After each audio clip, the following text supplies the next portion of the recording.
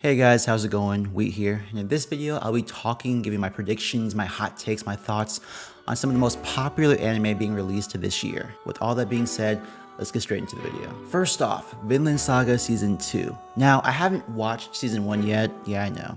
So just bear with me. But I think that Season 2 will be good, borderline great.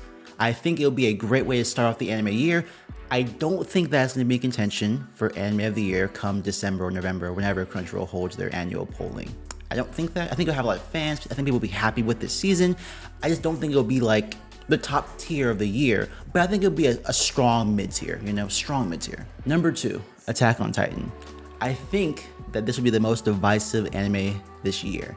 Now, I don't know the ending, but I know there's a lot of people who are either very happy with or unhappy with or don't like or like the ending, and I think that that will show up in the anime. It's not really a hot take in my opinion. I think that this will definitely have Instagram and Twitter and TikTok on fire. People will either love it and sing its praises, people will hate it and sing its downfall. I don't know where I will fall, but I feel like, unlike other people, my thoughts on the anime as a whole won't be heavily skewed by the ending, right? I think that AOT is a top tier anime. I don't see it falling out of top tier contention, just in my opinion, based on an ending, unless the ending is absolutely atrocious. I don't think that it would be atrocious because the writing's been so good so far. I can't see it being like atrocious, but I guess anything's possible. I don't see it being terrible in my opinion. I think I also have it as a top tier anime, but I think the community as a whole will be split. And it's already split more often than not, but this will definitely cause a big divide in the community. But we like that. We like conversations about stuff on Twitter and TikTok, right? That's what keeps anime interesting, right? You watch it, then you rant about it on TikTok. You watch it, then you make a YouTube video. You watch it, then you roast someone on Twitter. That's part of the anime experience, right? Number 3, JJK, or Jujutsu Kaisen. I will call it JJK because, yeah. I think season 2 will cement where JJK stands in the top tier shonen ranking. Will this be a top tier, like peak shonen, or will this be just mid tier? Like, I think as of right now, JJK is seen as one of the best shonen out there, right? That's just what I think. I could be wrong, but based on what I've been seeing, that's what I think most people think of. I will say, having a peak season 1 is good, is great. A lot of anime don't have a good first season. But in my opinion, to get like up there, to be like called, okay, this is peak, this is one of the best ones out there, you need at least 2 peak seasons. At least 2, at least. And this will determine it for JJK. Like, if they have a great season 2, then it's up there, in my opinion. If it has a mid season 2, I think it will be like One Punch Man, where season 1 was peak, everyone loved it. Season 2 was good. It was even great, maybe. But it didn't captivate people like season 1 did, and so it's seen as a mid-tier anime. Just based on what I've seen, people are like, oh, like One Punch Man is pretty good. You can watch it, but season 2 it kind of dips a little bit. But like I've seen a lot of people say that. I mean, have your opinion. Let me know what you think of it in the comments. But I feel like JJK is in a similar space. If it does great, then it's up there in case it already wasn't. Like it's solidified its place in top tier status. But if it's just good, if it's not great, then I think it's gonna be mid-tier. And it can move out of mid-tier. Like a season 3 could like catapult it back into top tier. But I think that it can either gain more traction with this season or it will lose some audience members.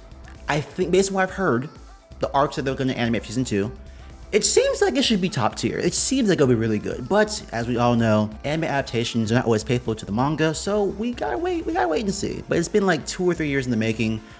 It's one of my favorite ones out there right now. I really hope, I really pray that it is just great.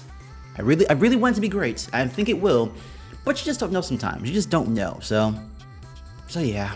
And last but certainly not least, Solo Leveling. Now, I'm actually a little bit annoyed, right? We haven't got a trailer as of the time of recording. We have a trailer, but it's not really showing the animation or anything like that. It's just panels from the manhwa, which was definitely hype, but I want to see something. I don't even know when it comes out at the time of recording, but I think Solo Leveling will be one of the most interesting anime to watch this year because it will either do great things, like either like set new standards, or it will be a dumpster fire. Like, I think this is probably the one anime that like you will determine a lot for the space and other anime like it, right? If it does amazing, then I can see more manhwa being taken to anime, being adapted and being set for the screens for us to watch, right? I think that anime like Noblesse, anime like Tower of God and Gaia High School, they kind of set like the precedent of, oh, a manhwa can be a good anime, right? More often than not, it's been like manga that have been like mainstream anime. But they said, no, you can come here and we can do this and we can be really good. And I think they definitely opened the door. I think Solo Leveling will be the one to say, okay, was this a good decision? Can they actually be peak and be like top tier, not just good, but like amazing and great? Or is it just, it's not worth the money? You know, I think this will really like show if more manhwa get adaptations and if they shouldn't, right? I think that it will do good. I think it will do good. I don't think that it's gonna do terrible. I think it will do really, really good. I'm hoping for it. I just haven't seen anything yet. So I'm kind of hoping, but don't have anything to base it off of, you know? But the source material was peak. A lot of people loved it. A lot of people liked it. People looking forward to it. So it has a good support system behind it. I just really, really, really hope that the adaptation does better, because let me just be candid. God of High School, it wasn't a bad anime, but I think that the pacing was bleh. You know, I didn't like the pacing too much. As long as the anime, as long as Solo Leveling can get the pacing and the story just like how the manhwa was, and just have the animation, even if the animation is like basic, even if it's basic, even if it's just like mid-tier, I think it will be seen as great. So as long as they don't mess anything up, this should be one of the best anime this year, if not from all the hype, right? I do think this will be in contention for the best anime of the year, as long as it's well received, and not because it will be like objectively the best, but because of all the hype around it. And as long as it delivers on the hype, it should be seen as great, or at the very least, really, really, really good, right? That is it. Those are my hot takes, my thoughts, my predictions, expectations for probably the most hyped anime this year. I know there's more out there, and if you guys want, I can make another video about those. Let me know in the comment section. But with all that being said, I have been Wheat. Thanks for watching. Let me know your predictions in the comments. What do you expect from these anime or others I didn't talk about? Let me know. I'd love to read them. Yeah, with all that being said, I'm gonna go. Thanks for watching.